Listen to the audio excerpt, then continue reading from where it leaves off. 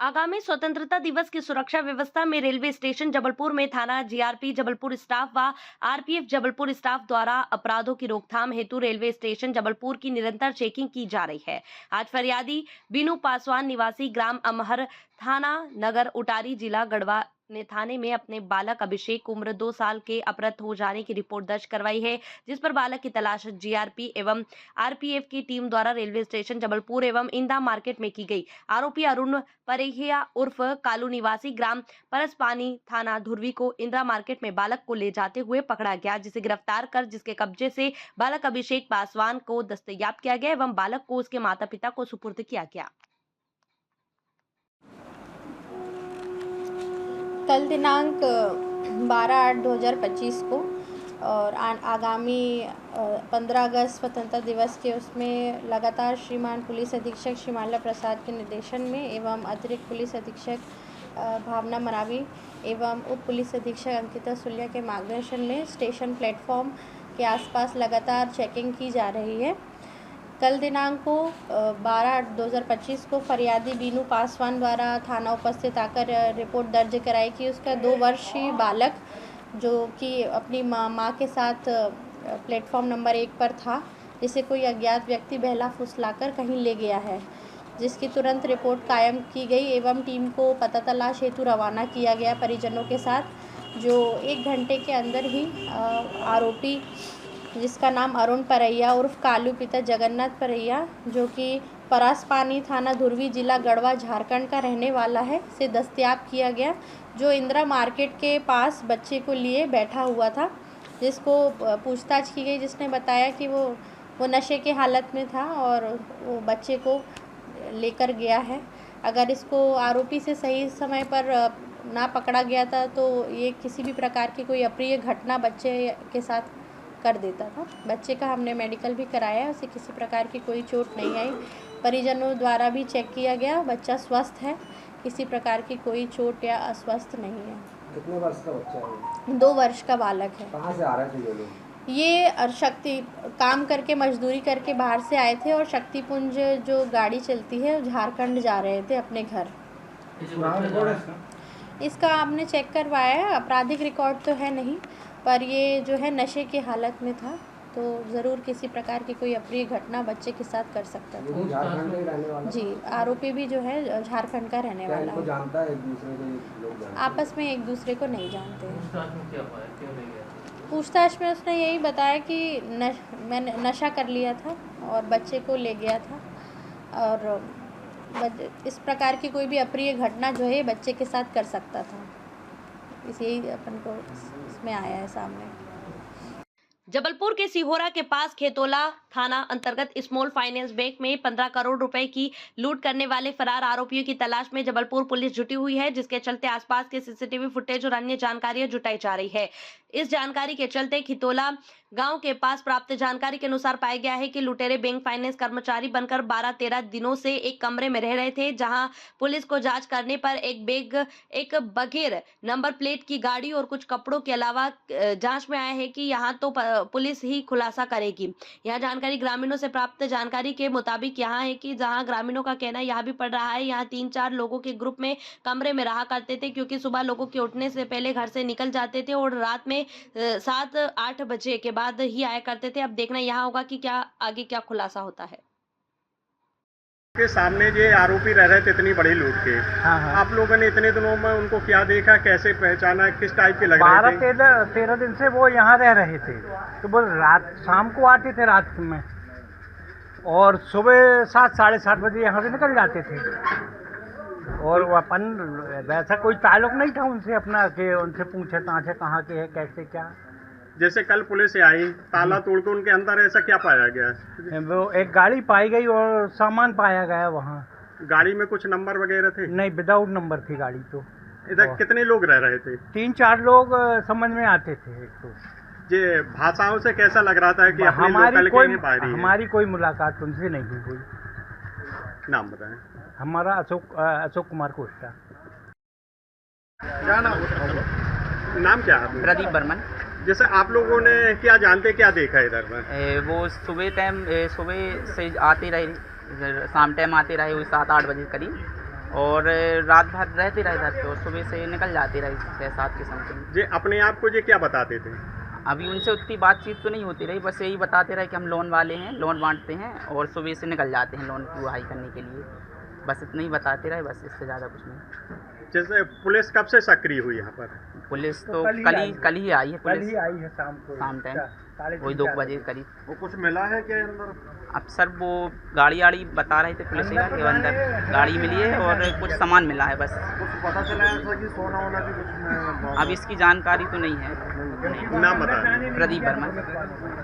क्या नाम क्या है? प्रदीप बर्मन। जैसे आप लोगों ने क्या जानते क्या देखा इधर में? वो सुबह से आते रहे, शाम टाइम आते रहे वही 7-8 बजे करीब, और रात भर रहते रहे इधर, तो सुबह से निकल जाते रहे 6-7 के समथिंग। जी अपने आप को ये क्या बताते थे? अभी उनसे उतनी बातचीत तो नहीं होती रही, बस यही बताते रहे कि हम लोन वाले हैं, लोन बांटते हैं और सुबह से निकल जाते हैं लोन की उड़ाई करने के लिए। बस इतना ही बताते रहे, बस इससे ज़्यादा कुछ नहीं। जैसे पुलिस कब से सक्रिय हुई यहाँ पर? पुलिस तो कल ही आई है। पुलिस आई है शाम टाइम वही 2 बजे करीब। वो कुछ मिला है क्या अंदर? अब सर वो गाड़ी बता रहे थे पुलिस के अंदर गाड़ी मिली है और कुछ सामान मिला है बस। कुछ पता चला है ऐसा कि सोना वोना भी कुछ? अब इसकी जानकारी तो नहीं है। नाम बता। प्रदीप बर्मन। आज जबलपुर के उत्तर मध्य विधानसभा के विधायक डॉक्टर अभिलाष पांडे के सानिध्य में आयोजित रक्षाबंधन के उपलक्ष्य में संस्कारधानी की बहनों के प्रति कार्यक्रम के दौरान समस्त विधानसभाओं की बहनों के द्वारा, साथ ही अधिवक्ता बहनों के द्वारा विधायक को रक्षा सूत्र बांधकर विधायक की लंबी उम्र की कामना की। इस मौके पर उत्तर मध्य विधानसभा के विधायक डॉक्टर अभिलाष पांडे के द्वारा रक्षा सूत्र बांधने आई बहनों को शमी और बेलपत्र का पौधा देकर स्वच्छ वातावरण और शुद्ध हवा के साथ पर्यावरण की स्वच्छता बनाए रखने का संकल्प लिया गया है। माननीय विधायक श्री अभिलाष पांडे जी के और उनकी जो श्रीमती है श्री कीर्ति भाभी की तरफ से रक्षाबंधन का कार्यक्रम का आयोजन किया गया था, और यहाँ पर पूरी विधानसभा की जो विभिन्न संस्थाओं की महिलाएं हैं, जो हॉस्पिटल से भी कुछ ट्रेनर्स आए हैं, मतलब एक देखें तो एक बहुत बड़े रूप में ये मनाया गया है, जिसमें महिलाओं के लिए मेहंदी, चूड़ी, बिंदी के अलावा खाने की व्यवस्था और उपहार स्वरूप एक पौधा भी दिया गया है घर पे लगाने के लिए। मुझे लगता है इस तरीके के कार्यक्रम से हमारे समाज में एक बहुत अच्छा मैसेज जाता है, और मैं सभी महिलाओं की तरफ से श्रीमती अभिलाष पांडे एवं श्रीमती अभिलाष कीर्ति पांडे एवं श्री अभिलाष भैया जी को बहुत बहुत बधाई और शुभकामनाएं देती हूँ, और माता रानी से प्रार्थना करती हूँ कि वो इस तरीके से हर साल का आयोजन करते रहें। आज उत्तर मध्य विधानसभा में पारिवारिक रूप से रक्षाबंधन महोत्सव हम मना रहे हैं। ये उत्तर मध्य विधानसभा है जहां सामाजिक और पारिवारिक एक साथ सौहार्द के रूप से हम पारिवारिक भाव के साथ काम करते हैं। आज बहनों ने राखी बांधकर अपने भाई के प्रति अपना प्रेम दिखाया है, और मैं भी ईश्वर से प्रार्थना करता हूं कि इतनी शक्ति और सामर्थ्य मिले कि इन बहनों की सेवा कर पाऊं, और ये बंधन जो उन्होंने बांधा है ये जीवन भर निभा पाएँ। यही मेरी ईश्वर से प्रार्थना है। मैं सभी बहनों के प्रति जो आप देख रहे हैं कि अपार स्नेह और प्रेम और आत्मीय संबंध के साथ वो यहाँ पर आई हैं, वो इस विश्वास के साथ आई हैं कि हमारा भैया यहाँ पर है, और आज मैं बहनों के चरणों में साष्टांग नमन करता हूँ और सभी बहनों को प्रणाम करता हूँ और रक्षाबंधन की शुभकामनाएं। भैया बहनों को फलदार पौधे भी दिए जा रहे हैं आपकी तरफ से? देखिए, पौधे इसलिए भी दिए जा रहे हैं कि पौधे के माध्यम से हम ये संदेश दे रहे हैं प्रकृति संरक्षण का, हम ये संदेश दे रहे हैं समाज के अंदर अपनी सकारात्मक भूमिका का, और बहनें घर जाएंगी और बेलपत्री और समी का पौधा लगाएंगी और पूजन करेंगी और उनसे कामना करेंगी कि उत्तर मध्य विधानसभा में सुख समृद्धि और खुशहाली रहे। ईश्वर से यही प्रार्थना करेंगे। एक तरफ सरकार स्वच्छता को लेकर बड़े बड़े अभियान चला रही है, वहीं स्वच्छता को लेकर जबलपुर को पूरे देश में 5वां स्थान प्राप्त हुआ। वहीं स्वच्छता के बड़े बड़े दावों की जमीनी हकीकत कुछ और ही बयां कर रही है, जहां पर पनागर के आजाद वार्ड बिसंदी में उजागर होती हुई दिखाई दे रही है, जहां वार्ड में सड़क तो बनाई गई लेकिन घरों के सामने निकासी के लिए नाली ही नहीं बनाई गई है, जिसके चलते निकासी और बारिश का पानी, गंदा पानी सड़कों पर जमा हो रहा है। स्थिति यहाँ है कि गंदा पानी इकट्ठा होने के चलते घरों में बदबू आ रही है। वहीं गंदगी के कारण वार्ड के लोग बीमार पड़ रहे हैं। कई बार पार्षद से लेकर नगर पालिका में शिकायत की गई, लेकिन कोई भी सुनवाई नहीं हुई है। वहीं पुनः नगर पालिका अपनी गुहार लेकर आए हुए हैं सभी लोग। साथ ही वार्ड में किस प्रकार की स्थिति बनी हुई है उसका वीडियो भी दिया गया है, जहां वार्ड वासियों का कहना है कि अगर उनकी शिकायत का निराकरण नहीं होता है तो वहां बड़ा आंदोलन करेंगे। मैडम, ये कुछ महिलाएं शिकायत करने आई हैं कि इनके यहाँ वार्ड में विगत कई दिनों से न सफाई हो रही है, न कर्मचारी जा रही है। भैया, इस संबंध में अभी सफाई दरोगों को बुला के जानकारी ले लेते हैं और इनके वार्ड की जो समस्या है नाली निकासी की, उसकी हम स्वीकृति लेकर उसमें अग्रिम कार्रवाई करेंगे। मैडम, इनका कहना यह है कि विगत कई वर्षों से इनका इस नरकीय जीवन में, जहाँ एक और स्वास्थ्य विभाग और प्रशासन ये कहता है कि सब जगह स्वच्छता है, तो फिर इनके वार्डों में ऐसा क्यों नरकीय जीवन जी रहे हैं? भैया, जैसे इन लोगों ने जानकारी दी है कि इनके यहाँ सफाई कर्मचारी भी नहीं आ रहे हैं, ना ही नाली निकासी हुई है। वर्षा के पूर्व भी शायद नाली निकासी नहीं हुई है, कभी नहीं है, नाली है ही नहीं। तो उसकी भी मैं जानकारी पहले पता करती हूँ, फिर मैं आपको जानकारी। इनका कहना है मैडम कि इन्होंने कई बार विगत पहले भी शिकायत की, लेकिन आज तक किसी प्रकार की कोई कार्रवाई नहीं की गई। इस संबंध में मैं जानकारी लेके आपको। अभी क्या लगता है इनकी इन समस्याओं को अब आप तक ये पहुंची है, तो कब तक इसका निराकरण हो जाएगा? इसकी हम स्वीकृति लेके, सक्षम स्वीकृति लेके जो कार्रवाई है उसको जल्द ही करवाएंगे। सर, ये बिसेंदी की कुछ महिला पुरुष आए हैं जिनका ये कहना है कि उनके यहाँ बिल्कुल अनियमितताएं हैं, कचरा भरा, नालियाँ साफ नहीं होती। इस विषय को लेकर आपने क्या कार्रवाई की? देखिए, बिसेंदी की समस्या कई वर्षों पुरानी है और पिछले 20 या 30 सालों में वहाँ पर वाटर लॉगिंग की प्रॉब्लम है, जिसको सॉल्व करने के लिए हम लोगों ने उसका एस्टिमेट बना लिया है और शासन से राशि की मांग की गई है। काफ़ी बड़ा अमाउंट है उस नाली का, इसलिए शासन से जब राशि प्राप्त होगी तो उसमें आगे कार्रवाई करेंगे। सर, इसमें लगभग इनको कब तक इस चीज़ का आश्वासन दिया जा सकता है कि ये कार्रवाई कब हो जाएगी? देखिए, 1 से 2 महीने तो लगेंगे कम से कम राशि प्राप्त होने में, टेंडर की प्रक्रिया में। उसके बाद अवश्य काम शुरू कर देंगे। सर, और बाकी जो साफ सफाई वगैरह इनका कहना है, साफ सफाई में कुछ यदि कमियां होंगी तो उसको बिल्कुल रेक्टिफाई करवा लेंगे।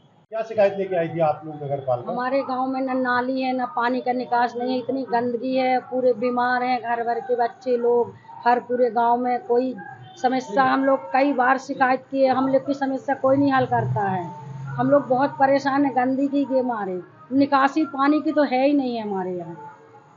कभी सफाई नहीं हुई? जी नहीं, न कभी सफाई हुई, न कभी कचड़े वाली गाड़ी आई, कुछ नहीं होता। क्या नाम है आपको, कहाँ की ये समस्या है? जे आजाद वार्ड बिसेंदी। मेरा नाम रूपाबाई केवट है। आपके यहाँ कोई साफ सफाई का कोई कर्मचारी जी नहीं, कोई नहीं पहुँचता, न गाड़ी पहुँचती। समस्या भैया आप लोगों को वहाँ पर? समस्या सर जी, हमारे यहाँ नाली की समस्या बहुत ज़्यादा है।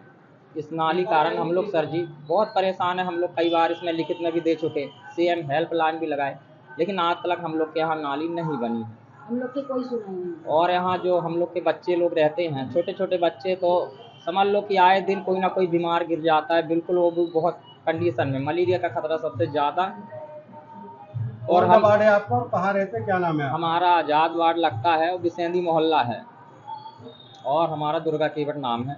आपने कितने बार शिकायत की अभी? शिकायत हम लोग मिलके बहुत बार की है, लेकिन कोई आज तक कोई इसका कोई एक्शन नहीं लिया गया है इसमें। क्या सफाई कर्मी आप लोगों को? नहीं, कोई साफ सफाई वाले नहीं आते, ना खाली गाड़ी आती है कचरा वाली, वो भी घूम के चली जाती है, लेकिन कचरा वचड़ा नहीं उठाती है।